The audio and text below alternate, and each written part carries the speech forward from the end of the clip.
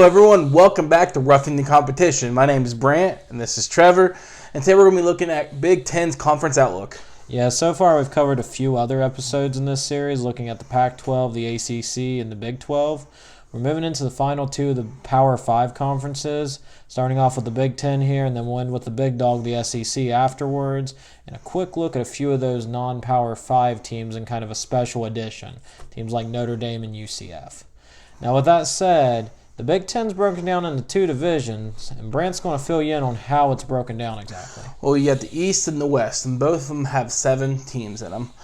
In the East, you have Ohio State, Michigan, Penn State, Michigan State, Indiana, Rutgers, and Maryland.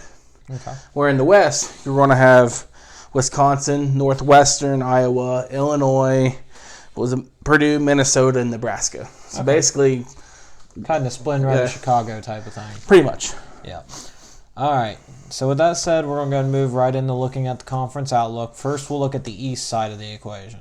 Now, Brant, what are you thinking here on the East? Because it's highlighted with Ohio State, Penn State, Michigan. Which dog wins this fight? Ohio State's going to win this fight. Yeah? 100%. I don't see any issue with the rest of their schedule. I think they're going to finish undefeated. Yeah. The biggest game they got going is Michigan at the end of the game, but that game's at the Horseshoe. So you got them favored to win that one? 100%. I think Ohio State's going to roll the rest of the schedule. Gotcha. Which I see from your board here, you got them 12-0. Yeah, so you don't see them. Outside of that, do you see any other tough matchups for them? Not really. Besides Michigan, Michigan State maybe. Yeah. But at the same time, I don't really see much of a issue for Haskins, or they have a couple good running backs there. Dobbins and what was the other one? It was Dobbins and Weber. Yeah. Both of them with over 400 yards rushing on the season and balanced attack with Haskins. I don't see any issue there. Yeah. Penn State, number 2, 11-1, the only loss coming to Ohio State. Which we've seen, yeah. That 1-point loss. They almost got them. Mm-hmm. They almost got them. But I do think Penn State finishes this season rest of the way undefeated. Yeah. I think as Penn State goes, McSorley goes. Okay. And with his 16 total touchdowns on the season, only 2 interceptions thrown already. Yeah. I think he can lead the Penn State to the number 2. And then Michigan, not quite there yet for me, but we'll see. Okay. All right, well, let's take a look at my side of it. Brand, as you saw, picked OSU to win. I ain't no different on that. OSU's been dominant this season. I mean, yeah, Penn State gave them a run for money. TCU kind of hung around for a bit. But this team's going to get better as the season goes, as all Urban Meyer teams do. And as Brant pointed out, there is a tough matchup end of the year with Michigan. That game can go either way. But the rest of the season, you're looking at Minnesota and Purdue coming up before the bye. They're going to crush them.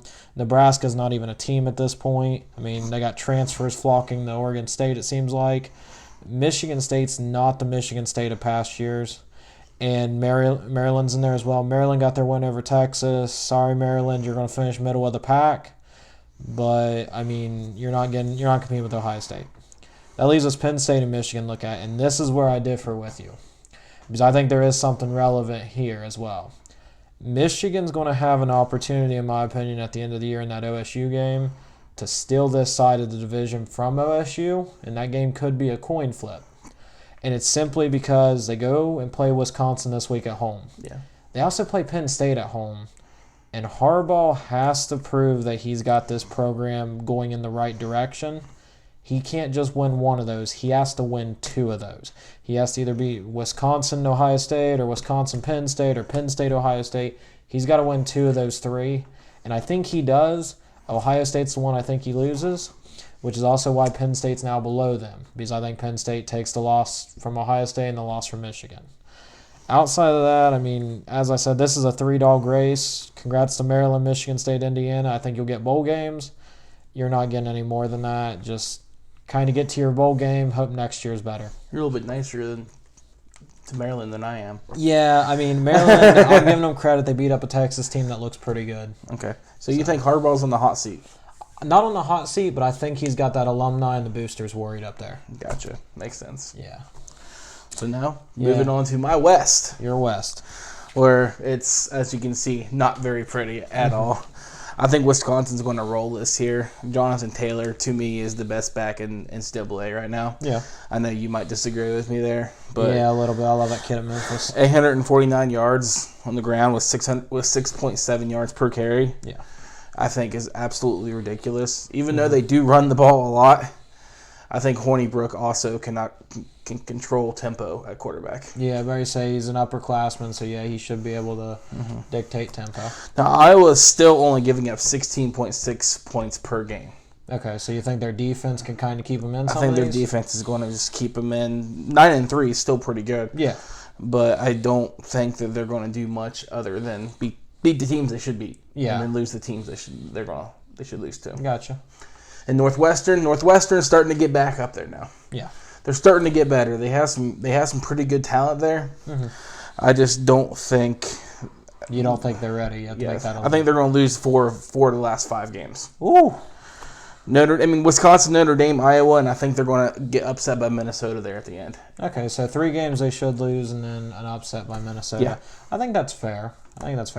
Which, any other notes for you on your West? That's pretty much it for my West. All right, let's look at mine, because this is where I get interesting.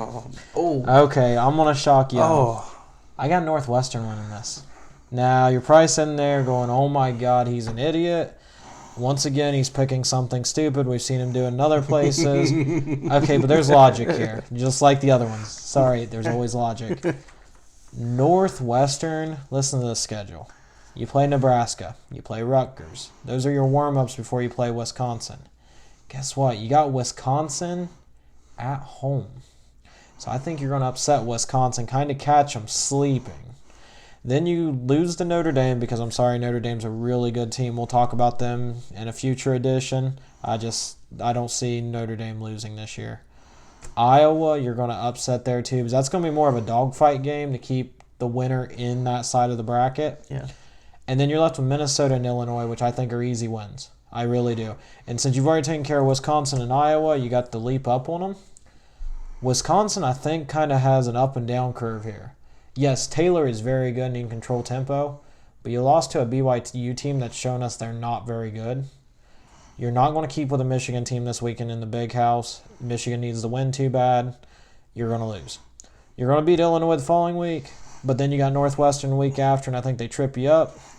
Then you get to beat up on Rutgers, but then you get to play Penn State, and I don't see you beating Penn State either. And a lot of that's just because the Penn State-Michigan games are on the road, so is the Northwestern game. I just don't think Wisconsin's going to be a good road team. Yeah. With Iowa and Northwestern, that's going to be a QB showdown in that matchup. And I think Northwestern with Fitzgerald finally will have the confidence after that close game with Michigan 2 weeks ago and beating Michigan State this past week to propel them into the second half. Mm-hmm. Again, those 2 softball games with Nebraska and Rutgers will give them time to get that offense up to tempo, and I think they can get these upsets they need to sneak into that Big Ten title game. And I will say this, though, with my outlook here, with those 3 added in, the Big Ten is getting 9 eligible bowl teams, which is actually kind of a nice touch. Ooh. Yeah. Wonder how many I got. I think you're about the same on that. Let's move on. Let's try to... Yeah, let's take a look at the title games. Well, Wisconsin and Ohio State, and sorry, I'm yawning because this is like it's going to be a thing. snoozer. I'm sorry, Wisconsin friends, but Ohio State's just too good this year. Yeah, I think they're going to roll it. I don't think this is even going to be a close game. Yeah, and I'll be surprised if it's within 2 scores. I'm surprised. Yeah, let's be completely honest here. Yeah. Which we'll just quickly look at mine. Congrats, Northwestern. You got here. You made the final game. You have a chance. Sorry, but this ain't Rudy. This ain't Remember Times. There ain't no happy ending here. You're going to lose. You're going to lose bad. But your reward might be, since you're the number 2, I don't think the Rose Bowl's tied into the CFP this year. So you get to go to Pasadena. It's warm. It's warm. It's nice. You haven't been there. Enjoy it. Have fun. Well, Wisconsin's been there a lot lately. Yeah, so's Ohio State. So we'll let them enjoy it. But that's going to wrap up a look at the Big Ten here. Honestly, this conference is just very top-heavy. I do personally think it's a great conference. It's just one of those where you got 5 or 6 teams here that are just above everybody else. One thing to be interesting to look at is, out of curiosity, the old Legends and Leaders divisions here. I'm curious how these teams would stack up in there, because I know, for instance, Penn State, Michigan, and Ohio State weren't stacked together. They were separated out. But even still, you're getting to the same conclusion. It's going to be one of those three out of the East, and most likely Wisconsin. But I'm holding out hope for Northwestern out of that West. I still think they can do it this year. I think regardless, whoever wins the East is more than likely going to trounce in the Big Ten tournament, Big Ten title. Yeah. Oh, yeah, no doubt. Okay, well, that's it, guys. Follow us on Twitter, follow us on Facebook, and hit the subscribe button. That's like right over there somewhere, I think. Yeah. Yeah, make sure you hit that subscribe button. It's kind of key. Appreciate it, guys. Yeah. Have a good one.